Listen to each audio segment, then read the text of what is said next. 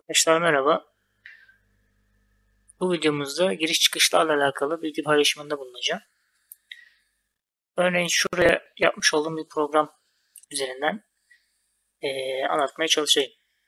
Şimdi giriş bölümümüz non-cutting moves klasörü içerisinde engage, giriş, retract, çıkış. Engage bölümünden işte eğer açık, iki kısımda açıksa yapacağımız yer açık ise açık olan ayarları görür. Eğer kapalı ise, yani kapalı bir duvarsa, burada bir duvar daha olduğunu düşünün. Bir havuz gibi düşünün. O zaman burada yaptığınız ayarları görmez, üst taraftakileri görür. Ama kafa karışıklığını ortadan kaldırmak adına isterseniz burayı Same as Open Array diyerekten kapatabilirsiniz. En azından alışasıya kadar bu şekilde kullanabilirsiniz arkadaşlar. Şimdi bölümümüze gelecek olursak arc yapılmış bu program. Girişimiz arc, çıkışımız arc. Şimdi arc açısını buradan arttırabiliyoruz. Hemen absürt bir rakam yazalım. 90 diyelim. Hesaplatma yaptım. Görmüş olduğunuz gibi daha böyle bir 90 derecelik açıyla yaptı. Ve de 120 yapalım.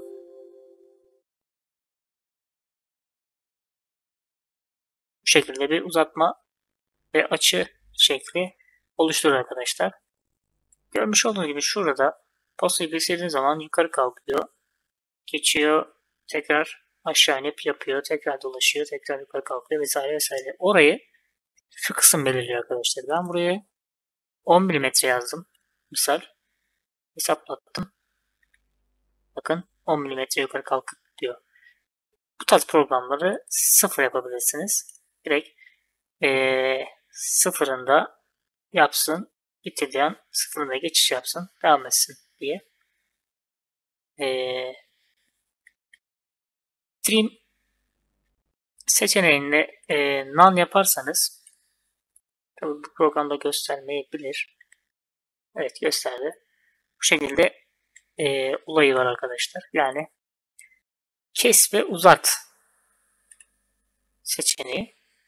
Bunu kapatmazsanız da işte az önceki gibi daha uygun.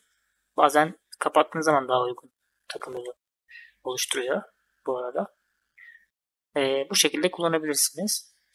Retract kısmına geldiğimiz zaman SMS Engage dediğiniz genelde bu aktif olarak geliyor. Değiştirmelisiniz. Girişi nasıl yaptıysan çıkışı da aynı şekilde yap demek. Ben mesela çıkışı değiştireyim. Lift yapayım. Yani direkt yukarı çıksın olduğu noktadan hesaplatayım. Bakın girişim arc bir şekilde, çıkışım lift bir şekilde. Tabii görsel açıdan birazcık hoş bir durum değil açıkçası. Bu durumun bir de final bölümü var. Final dediği de son paso. Son pasoya bakın. Şimdi arc yapacağım. İşte atıyorum bunu da 30 yapsın. Startladığım zaman son pasosunun arc çıkmasını sağlıyor. Bazı durumlarda işte çarpma önlemek adına yapılan operasyonlarda hayat kurtarıyor. Temel yapı olarak şekil bu şekil arkadaşlar. İstersen bu SMS engage yapıp buraya işte helisal bir şekilde giriş yapmasını veya ramp on shape benim en çok kullandığım metotlardan birisi de bu arkadaşlar. Tabii bu ürün için yani buradaki yüzey için değil de daha böyle çap işlemelerde, havuz boşaltmalarda iş yapıyor. Hatta onu da şu şekilde göstereyim.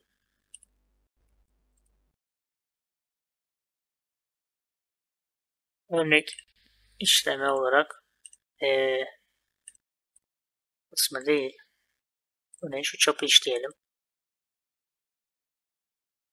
Transfer metodundan da şurayı clearance tool access yapalım.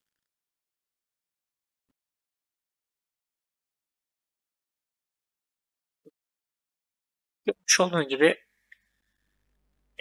arc bir açıyla rampalama yaparaktan giriş yapıyor. Şimdi 15'i ben 0.3 yapıyorum. Aradaki farklara bakalım hep beraber. Görmüş olduğunuz gibi daha fazla alım dolanarak pasoya girmeyi hedefliyor. 3 milimetrelik yükseklik değil de bunu 1 milimetrelik yükseklikte yap diyorum. Bazı durumlarda da işte minimum rampalama boyu %70, yani bu çapın biraz daha ufak olduğunu düşünün. Burayı işte 20 veya 30 yaptığımız zaman o açıyı o işte sarı renkte, yani turuncu renkte olan kısmı daha çok dolandırıyor. Şu an burada yeterli olduğu için yapmadı. Onun haricinde kullanabileceğiniz plunge var. Direkt gir. Bunu yazıda kullanıyorum ben. İşte küre takımı yazı yazacağım zaman parçaya direkt gir. Noktasal gir. Çünkü rampalama yaparak veya açı yaparak işte formun sağına soluna dalma çıkma yapmasın diye. Bu kısımlar hepsi için geçerli. İsterseniz çıkışı ark yapabilirsiniz. Yani kişiye bunu semes retract deyip burayı da kapatabilirsiniz. Yani burayı görmesini sağlayabilirsiniz. Onun haricinde kullanabileceğiniz güzel komutların, güzel giriş çıkışların bir tanesi linear'dır. Bu da genelde taban programlarında kullanıyorum, gelişim anlamında. İşte dik bir şekilde boşta girip dik bir şekilde gidiyor. Yani şu taban programı yaptığımızı düşünün. Şuradan girip direkt şey yapacak. Girişini yapacak ama boşta sıfıra iniyor. Ondan sonra giriş yapıyor. Giriş çıkış ayarları kısacası bu arkadaşlar. Ben kullandıklarımı anlattım. Diğerlerini çok böyle bana lazım olan bilgiler değil. Ama tabii ki bazı parçalarda türün vektöre göre de kullanabilirsiniz. İşte noktaya göre de kullanabilirsiniz. Çünkü bazı durumlarda işte döner eksen, işte otobot kafa diyorlar yanlış bilmiyorsam. O makineleri kullanan arkadaşlar da işte bu tarz farklı metotları kullanmak mecburiyetinde kalıyorlar. Şimdi anlatacaklarım bu kadar arkadaşlar. Bir sonraki videoda görüşmek üzere. Hoşça kalın.